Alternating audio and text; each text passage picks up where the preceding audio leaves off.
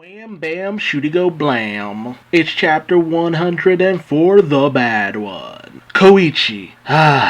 Buddy, you're such a darn hero. You were given the mission of head out, use your abilities, get as far as you can, and get all might. Return with all might. However, with the entirety of the hospital being swarmed by the nobodies, or anons, whichever you want to call them, he just couldn't help himself. With him coming back to confront Six for whatever reason, all of the bomber villains end up stopping dead in their tracks, meaning that nobody gets hurt. Unfortunately, Koichi has come face to face with number 6. And, well, he gets a monologuing, questioning, "You're the guy I met that other day, but you look different. Where's your face?" And 6, being the vain bastard that he is, of course, has to transform his face back into Rocca. And then we find out something that I didn't realize, and never quite dawned on me. 6 modeled the rock face after Koichi himself. And I guess that really does make sense, because as soon as Koichi started appearing less and less at the meetings for the shopping center, that's when Rock, or number 6, started to appear a lot more frequently. So it's an interesting tactic. And it gives people this air of familiarity. Not to mention, Koichi has kind of a plain looking face, so it's very disarming to a lot of people. But for 6, he sees Koichi's existence as a challenge to him. He's all about taking things over, usurping certain things. Whether that be the abilities of Overclock, or even Koichi and his relationship with Popstep. To be honest, he's trying to more or less convince himself whether or not he actually needs to kill Pop, as he would just love to have her return to being his partner in crime, still talking with his master inside of his mind. A lot of that seems to just come from the fact that the way that his brain processes, because of the overclock ability, his brain processes to such a fast degree that it's almost like he's just having a conversation with himself. But then Koichi does something unexpected and kowtows before 6, begging him that if Koichi just leaves, maybe that might be able to get him to spare Pop. But for 6, it's just like, nah man, you misunderstand. This isn't about you just disappearing. I want you dead. And he goes to just blow Koichi up with one step as he uses the bomb cells to overtake his foot, and he goes to slam down into Koichi, who manages to use his slide and glide ability from the kowtow position.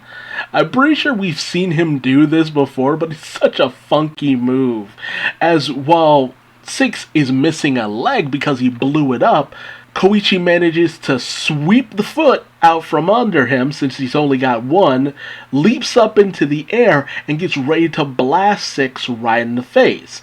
This was actually a plan by Koichi and Soga. Soga, being the oddly tactical bastard that he is, goes over the fact that 6 has very much been one for long-winded monologues. And while he's monologuing, he has a tendency not to use the acceleration overclock ability. So it really does end up looking like Koichi has 6 dead to rights. All he has to do, hit him with the shooty go blam right in the face. But unfortunately, Koichi and his damn conscience. He gets ready to hit 6 and he thinks of Pop. That disapproving look from Kozuhu whenever he even so much as thought of striking someone in a way that would actually hurt them, even if it's 6.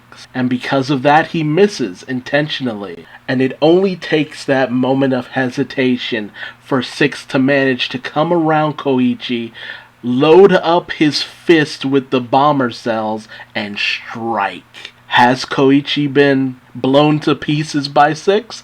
I highly doubt it. But at the same time, it does make me wonder, is Koichi going to develop further with his abilities in order to block this attack? Because Koichi's abilities have been so on the rise over the course of his time being a vigilante. It really has been his own version of a Hero Academia just by being the local vigilante, helping out people here and there. And the more dire situations that he's gotten in have helped to develop his powers more than anything else could have. So I really do think next chapter in 105 we'll find out that he used some ability in order to block. Either that or he was helped out by one of the heroes coming in to aid him. There's gotta be something.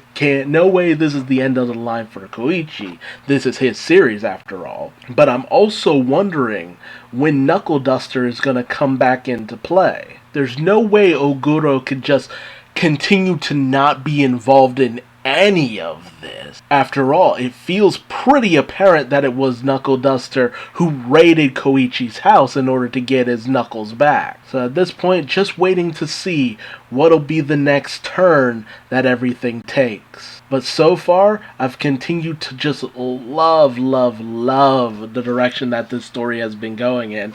And if this is the cap for the entire series, well done. I'm still hoping that Koichi ends up appearing in the main series, now more than ever with the direction that that's gone in. It would really be the perfect time for Koichi to make a dramatic comeback. But tell me your thoughts in the comment section below. How do you think Koichi will make it out of all of this?